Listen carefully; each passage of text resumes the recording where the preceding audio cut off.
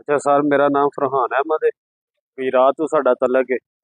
ਇੱਥੇ ਰਊਫ ਮੁਗਲ ਸਾਹਿਬ ਨੇ ਬਨ ਹੁਰਮਾ 'ਚ ਰਹਿੰਦੇ। ਉਹਨਾਂ ਦਾ ਇੱਕ ਭਾਂਜਾ ਹੈ ਜਲਾਲਪੁਰ ਜੱਟਾਂ ਦੇ ਵਿੱਚ, ਉਹ ਰਿਹਾਇਸ਼ ਪਜ਼ੀਰ ਉੱਥੇ ਹੁਣ ਇਸ ਟਾਈਮ ਇੰਗਲੈਂਡ ਹੁੰਦਾ, ਉਹਨਾਂ ਦੇ ਰਊਫ ਮੁਗਲ ਸਾਹਿਬ ਦੇ ਕੋਲ ਹੀ। ਸਾਡਾ ਉਹ ਸ਼ਵੇਬ ਮੁਗਲ ਨਾਲ ਰਾਬਤਾ ਹੋਇਆ ਉਹਨਾਂ ਦੇ ਭਾਂਜੇ ਨਾਲ। ਉਹਨਾਂ ਕਿਹਾ ਕਿ ਵੀ ਤੁਸੀਂ ਆਈਆਂ ਹੀ ਨਾ ਉੱਥੇ ਜਾਓ ਮੀਰਪੁਰ, ਤੇ ਮੇਰੇ ਮਾਮੂ ਕਹਿੰਦੇ ਨੇ ਪਏ ਕਿ ਸਾਡਾ ਉੱਥੇ ਕੋਈ ਮਸਲਾ ਛੋਟਾ ਜਿਹਾ, ਸਾਡਾ ਇੱਕ ਕਜ਼ਨ ਹੈ ਆਮਰ ਅਸਲਮ ਸਾਹਿਬ ਦਾ ਸਾਹਿਬਜ਼ਾਦਾ, ਉਹਦੇ ਨਾਲ ਸਾਡਾ ਕੋਈ ਮਾਮਲਾਤ ਨੇ, ਕੋਈ ਹਰਾਮ ਨੇ, ਤੇ ਤੁਸੀਂ ਉੱਥੇ ਜਾਓ। ਤੇ ਉੱਥੇ ਜਾ ਕੇ ਤੇ ਤੁਸੀਂ ਜਿਹੜਾ ਮੀਰਪੁਰ ਪਹੁੰਚੋਗੇ ਤੇ ਤੁਸੀਂ ਤੁਹਾਡੇ ਨਾਲ ਸ਼ੇਰੀ ਰਾਬਤਾ ਕਰੇਗਾ, ਉਹ ਵੀ ਸਾਡਾ ਕਜ਼ਨ ਹੈ, ਤੇ ਤੁਸੀਂ ਉੱਥੇ ਮੀਰਪੁਰ ਪਹੁੰਚੋ। ਅਸੀਂ ਸਰ 4 ਲੜਕੇ ਉੱਥੋਂ ਗੱਡੀ ਲਈ ਰੈਂਟ ਤੇ ਅਸੀਂ ਮੀਰਪੁਰ ਆ ਗਏ। ਮੀਰਪੁਰ ਆ ਕੇ ਤੇ ਵਹੀਦ ਸਾਹਿਬ ਨਾਲ ਸਾਡਾ ਉਹਨਾਂ ਰਾਬਤਾ ਕਰਾਇਆ, ਸ਼ੇਰੀ ਸਾਹਿਬ ਨੇ। ਵਹੀਦ ਸਾਹਿਬ ਨੇ ਸਾਨੂੰ ਇੱਥੇ ਮਕਾਨ ਲੈ ਕੇ ਦਿੱਤਾ, ਸਾਨੂੰ ਕੋਈ ਪੇਮੈਂਟ ਸ਼ੇਮੈਂਟ ਦਿੱਤੀ ਵੀ ਇਹ ਤੁਹਾਨੂੰ ਕੋਈ ਪੇਮੈਂਟ ਖਰਚਾ ਪਾਣੀ, ਇਹ ਤੁਹਾਡਾ ਮਕਾਨ, ਇੱਥੇ ਤੁਸੀਂ ਯਾਰ ਰਿਹਾਇਸ਼ ਪਜ਼ੀਰ ਇੱਥੇ ਰਹੋਗੇ। असा आख्या करना असा की, उन्हें आख्या भी इत्थे तुहानू शेरी साहब या शुएब ने नहीं दस्या। असा आख्या नहीं, उन्हें आख्या इंज आमर है तो उन्होंने खैर मारने। असा आख्या चलो ठीक है, तुसी सानू घर बूआ उन्हां दा वहाओ। सानू वहीद साहब ने उन्हां दा घर शर वहाया। बहरहाल असी 2 या 3 दिन इत्थे रहे, असी वापस गुजरात टुर गए। 3-4 दिन तो बाद फिर साडे नाल इन्हां राबता कीता शेरी ने ते शुएब मुगल ने, दोवां ने। उन्हें आख्या भी इंज यार तुहाडी जे सलाह नहीं बनदी, जे तुहानू कोई होर पैसिਆਂ ਦੇ मामलात ने तुसीं साडे नाल दसो। असां आख्या नहीं पैसिਆਂ ਦੇ मामलात नहीं भी साडे, चलो। उन्हें आख्या फिर तुसीं जाओ। असीं फिर इत्थे मीरपुर आ गए, फिर वहीद साहब नाल साडा राबता होया। आ के इन्हां सानू घर शर वहाया उन्हां दा।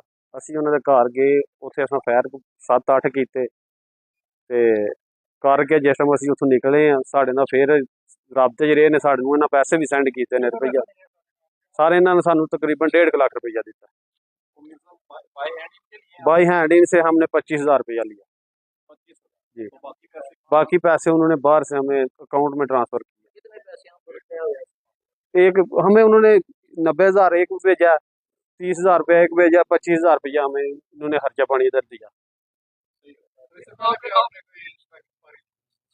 हमारा इधर उधर पंजाब में हमारा 1-2 केस, 2-3 हमारे ऊपर केस हैं।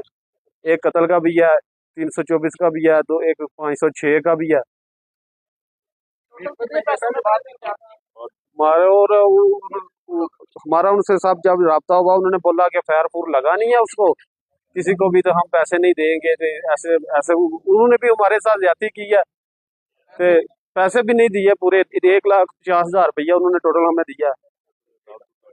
तो वो उन्होंने बाकी हमारे साथ सारे मामला तय किए थे। अदालत का आप के ऊपर जो पर्चा होगा, उधर SP हमारा लगा हुआ है, सारा कुछ हमारा है, आपने टेंशन नहीं लेनी। ये उसने उधर शेरी ने तो शुएब मुगल दोनों।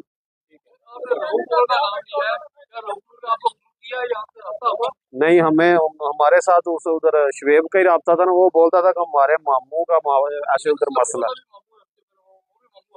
वो भी मामू है पर उनका आपस में तनाजा है ना। दोनों भांजे हैं, वो एक भांजा एक मामू की तरफ है, वो एक मामू दोनों स्कूल के हैं, पर एक भांजे की तरफ है ना। उसने बताया वो भी मामू है हमारा, पर उससे हमारा ना कोई इतना झगड़ा शगड़ा हमारा नहीं उससे बनती। नहीं, इसके से पहले हम पहला बात